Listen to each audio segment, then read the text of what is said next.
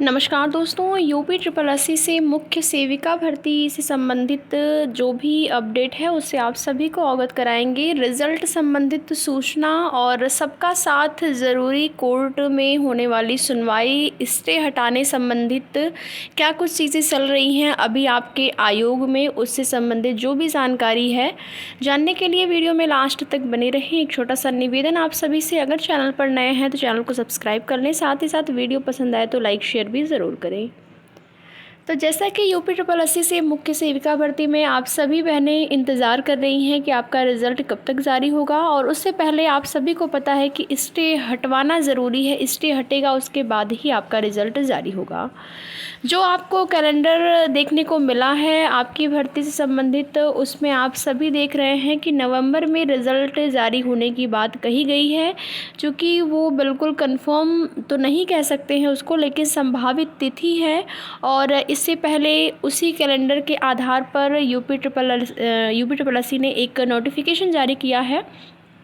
उसमें जो पदों की संख्या दी गई थी सेम उसी पदों पर जो है जारी किया गया है। तो वहाँ से ये उम्मीदें बढ़ गई हैं कि जो भी अपडेट वहाँ पर दी गई है, जिस भी भर्ती संबंधित सूचना वहाँ पर दी गई है, चाहे वो नए विज्ञापन को लेकर हो, नई भर्तियों के बारे में हो, या फिर पुरानी जो भर्तियाँ हैं पेंडिंग पड़ी हुई हैं उनके रिज़ल्ट या फिर आगे की प्रक्रिया को लेकर हो, वो बिल्कुल सही होगा।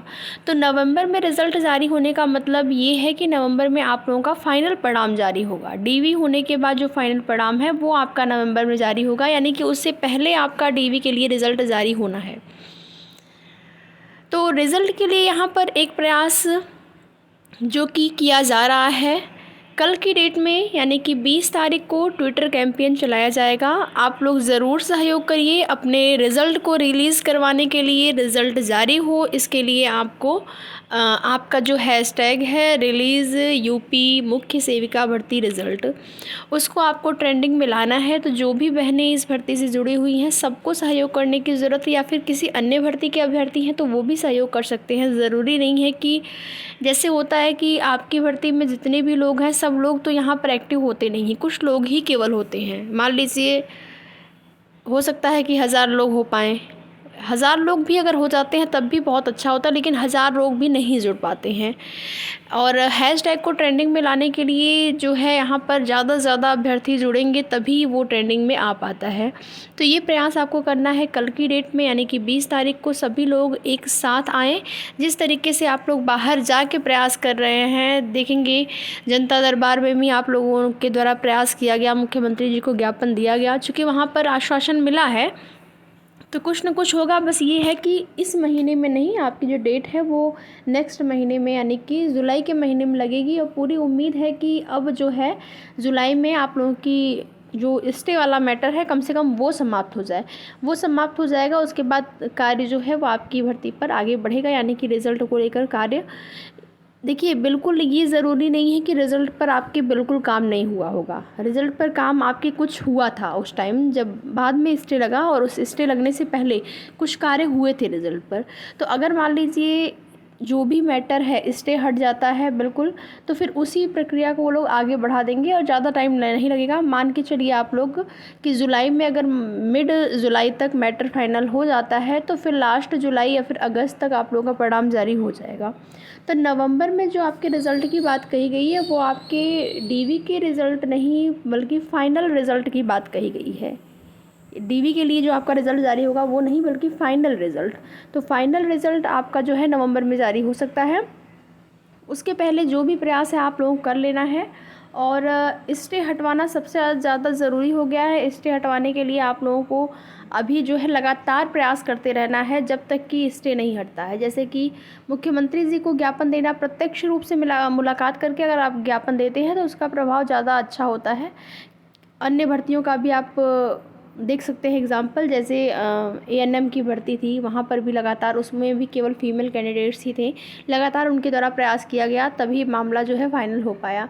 तो यूपी ट्रिपल एससी भर्तियों का हाल आप सभी लोग जान रहे हैं। कोई भी भर्ती हो एक बार कोर्ट से होकर गुजर ही रही है, और जब कोर्ट से जाके वो भर्ती गुजर रही है तो फिर उसमें टाइम भी लगता है, और कितना इंतज़ार करना पड़ेगा वो तो आप लोग देख ही रहे हैं। तो ये आप लोग सहयोग ज़रूर करिए कल की डेट में। जो है अपने हैशटैग को ट्रेंडिंग में लाने के लिए जो ट्विटर कैंपेन चलाया जा रहा है उसमें सहयोग करिए। बाकी कुछ अन्य भर्तियों से संबंधित अपडेट यहाँ पर है न्यूज़पेपर के माध्यम से, अगर आपके काम का है तो आप लोग ज़रूर देख लीजिएगा। यहाँ पर देखेंगे यूजीसी नेट के प्रश्न रहे सामान्य, तार्किक क्षमता एवं इतिहास से भी सवाल पूछे गए। परीक्षा एमआर आधारित pen and pencil test mode में हुई, कुल समय 3 घंटे का रहा। 83 सब्जेक्ट का एग्ज़ाम 2 शिफ्टों में एक ही दिन यानी कि कल की डेट में यूजीसी नेट की परीक्षा जो है संपन्न कराई गई है। तो आप यहाँ पर उस संबंधित अपडेट देख सकते हैं। यूजीसी नेट में तर्क आधारित सवालों ने उलझाया, तर्क आधारित प्रश्नों को हल करने में लगा समय, सामान्य जागरूकता वाले भी प्रश्न पूछे गए।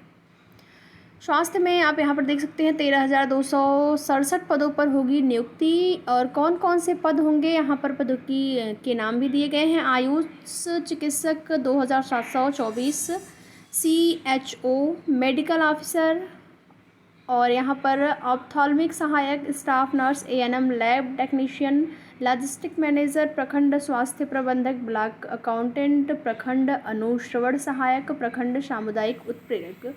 ये आपके सब मिला के 13,267 पदों पर नियुक्ति होने वाली है पटना यानी कि बिहार में।